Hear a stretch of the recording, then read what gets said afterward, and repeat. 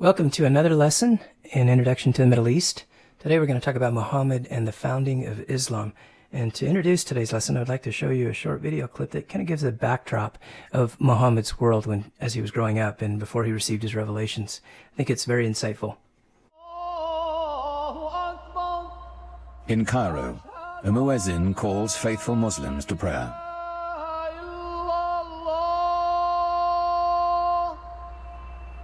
It's the same call that sounds 5 times a day, every day, in cities across the world.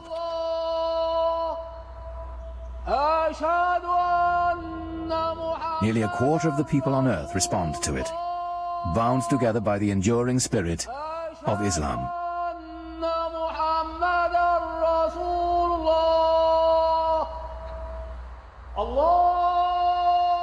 God is most great, the muezzin calls. I testify there is no other God but God. I testify Muhammad is the messenger of God.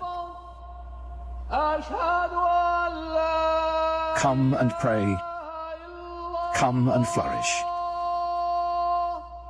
God is most great.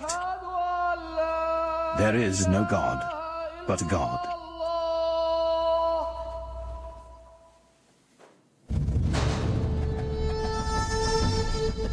In the unfolding of history, Islamic civilization has been one of humanity's grandest achievements. A worldwide power founded simply on faith. A spiritual revolution that would shape the nations of 3 continents and launch an empire. For the West, much of the history of Islam has been obscured behind a veil of fear and misunderstanding. Yet Islam's hidden history is deeply and surprisingly interwoven with Western civilization. It was Muslim scholars who reclaimed the ancient wisdom of the Greeks, while Europe languished in the Dark Ages. It was they who sowed the seeds of the Renaissance, 600 years before the birth of Leonardo da Vinci. From the way we heal the sick, to the numerals we use for counting. Cultures across the globe have been shaped by Islamic civilization. But all this began with the life of a single, ordinary man, and the profound message he proclaimed would change the world forever. His name was Muhammad. Now, according to John Esposito in Islam, the Straight Path, he said that Arabia has 1 million square miles. You can see the size of it by putting it against the United States. That's nearly 1/3 of the U.S. or even Europe. And the Arabian Peninsula was dominated by desert and steppe areas. Bedouin tribe had a pastoral and nomadic lifestyle, traveling from one place to another, searching for water and pasture for their flocks and sheep and their camels. And 2 of the major centers, gathering places, or cities, was Mecca and Medina, and these will play an important part in Muhammad's life. Mecca was the center of trade and commerce, and Yathrib, or Medina, it was an important agricultural settlement. It's a place where Muhammad will live after he flees for his life to leave Mecca. And the Bedouins will earn a living here in Medina by herding and agriculture, and by trade and by raiding. And there was a long-established tradition of fighting between the different tribes throughout the peninsula. For example, and they had different rules and regulations, this kind of unwritten order of things that you did when you fought each other. For example, you could capture livestock from your enemy, but you had to do it with a minimal amount of casualties. And raiding was illegal during the pilgrimage. And yes, they had pilgrimages to Mecca before Islam came along, and we'll talk a little bit more about that. But it's important too that whether the people were in Arabia, whether the peoples of Arabia lived in town or in the desert, there was an organization and identity rooted in the extended family. And these related families that came together, they were called a clan. And several families, a cluster of clans, constituted a tribe. And the tribe was led by a sheikh and elected the chief by the heads of all the leading clans. Muhammad belonged to the Banu Hashim. Banu means sons of Hashim. And that was his clan, and it was a lesser clan of the powerful Quraysh tribe that dominated Mecca. Now, if you look there where the arrow is, you can see where the Quraysh tribe lived, And I'll zoom in a little bit right there. And there were two different clans within the Quraysh that had a little bit of a rivalry, and that was the Umayyad clan and the Hashemite. And they will vie for leadership later on, as we'll see as we talk more about them. Now, according to Esposito, the people of the Arabian Peninsula had an ethical code that some term as tribal humanism. And it was epitomized by virtue and manliness, bravery, loyalty to family, hospitality, patience, persistence, preservation of tribal and family honor.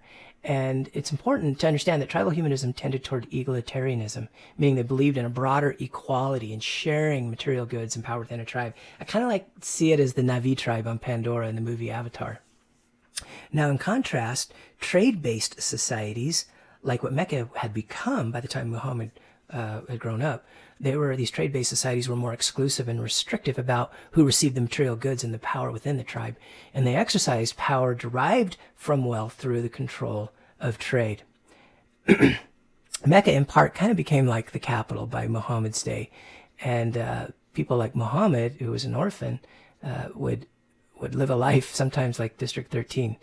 And consequently, said David Peck, the significant social political changes through increased trade led to the formation of a wealth-based social and political elite by the time Muhammad was born.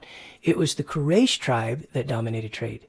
And they were in Mecca, and they were controlling Mecca. It was a powerful place where people would come from all the surrounding Middle East countries to come and to make a pilgrimage to the Kaaba, where these idols were. And these social and political changes led to class divisions between rich and poor, between strong and weak in Mecca during Muhammad's youth, marginalizing the unprotected and weaker members of society, such as widows and orphans, while empowering wealthier Meccans. Now, I share this with you because this aspect of Mecca will bother Muhammad, and it will influence his social vision later when he moves to Medina and he becomes the leader of his people. He will ensure that this doesn't happen in Medina and that there's more equality among the people and they are more like the planet Pandora. Now, there was another aspect of Muhammad that bothered him as well and influenced him spiritually, and that is that the Meccans, though they had a form of worship through polytheism, they worshipped idols, and these idols gave little meaning or purpose to their life, at least in the sense that we see the purpose of life, like there was no resurrection, no divine judgment, no eternal punishment, no reward. Now, before Islam, Arabians worshipped many gods and goddesses. They thought that these gods would protect them in their individual tribes. The main god was Allah, which is the god of Islam today. And he had daughters, Al-Lat, Manat, Al-Uzza. And the people associated these gods and goddesses. Now, there were many of them. In fact, in the Kaaba during Muhammad's childhood, there were 360 idols in the Kaaba that people would come to worship. And they would associate these gods and goddesses with sacred objects like trees, stone, springs, wells. And the people feared them more than they respected and loved these deities.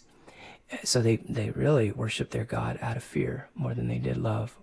Now, Allah, again, was the supreme high God, the creator and the sustainer of life. And this is an artist's depiction of what the daughters of Allah look like. Now, this is a fun little drawing I found of Mecca. You can see the Kaaba, the cube in the middle there. If that's what Kaaba means in Arabic, just means cube. And it was the central shrine of all the gods. It was kind of similar to Mars Hill in Athens, Greece, where Paul went on his mission. The Kaaba, according to tradition, had been built by Abraham and his son Ishmael, and the shrine had originally been dedicated to the worship of Abraham's one supreme God, a monotheistic deity called El. Now, by Muhammad's time, the Kaaba had lost its original character as a monotheistic shrine dedicated to El. And by the way, El is the same root as you see that in the Hebrew, the Elohim. And instead became a major pilgrimage destination for polytheistic worship. The term monotheism means the worship of one supreme God. Polytheism means the worship of many gods. I want to show you a short clip there. Amira Benison and Karen Armstrong will offer some more insights into Mecca's polytheism. This was a society that had its structures, a belief system, but not as we would understand an organized religion today. The peoples of Arabia were polytheistic. They venerated a number of different gods. In general, each tribe had their own patron god. And that was the case throughout Arabia. and Mecca, Muhammad's birthplace, is believed to have been the most important center of this polytheistic worship. There was a long-established Arabian paganism, as we'd call it today, that took virtually the same form in most of the cities and settled regions. There would be a sort of square shrine in the middle, circumambulation around it, and various gods. There was Allah, the high god, and there were goddesses. But most of the Arabs were not particularly religious in that sense. This was something more for the settled areas, the towns, the agricultural settlements. Orthodox Muslims believe the Kaaba was built by God in the time of Adam, but there is no archaeological or historical evidence to confirm its exact origins. By the time of Muhammad's birth, it had long been a shrine drawing people to the town of Mecca, the center of pagan cults for the peoples of Arabia. There are no non-Muslim sources which connect Abraham to Mecca, but by Muhammad's birth, the Kaaba contained the idols of over 360 different gods, each one venerated in its own right.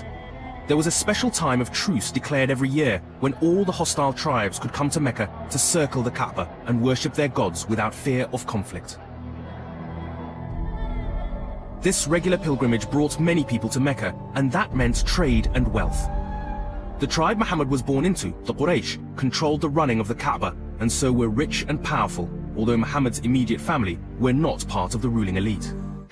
Now, although it's common to speak of Islam's original origins, in 7th century Arabia, such a notion is historically inaccurate and, from a Muslim perspective, theologically false. Islam was not an isolated, totally new monotheistic religion. The monotheistic message of the Quran and the preaching of Muhammad did not occur in a vacuum. Monotheism had been flourishing in Semitic and Persian cultures for centuries, preceding Muhammad's ministry. So point that out to say that Muhammad did not introduce monotheism. It was already around. It wasn't in Mecca, but certainly it was other places. In fact, for example, there were Jews who worshiped Jehovah in Jewish communities like Tema and Medina, and also in Khaybar. And there were Christians too who believed in monotheism. And also, although some Christians were settled in Mecca, most of them were on the periphery of central Arabia, the Hijaz, along the caravan routes. And of course there were the Zoroastrians from Iran, and they would come down and trade and come into Arabia as well. So their influence was there. There's also this group called the Hanifs, and apparently, according to the Quran, surah just means chapter 3, verse 95 talks about the Hanifs and mentions them. Now, I share all this. This is kind of an introductory before we can talk about Muhammad, because just as the injustice and inequity in Mecca influenced Muhammad's vision for social change, so did the decadence and the ills of his society. And because of this, and in part because of his reflective nature, he would often retreat to a cave on Mount Hira, a few miles north of Mecca. And it was here that Muhammad, the orphan boy, would become Muhammad, the messenger of God.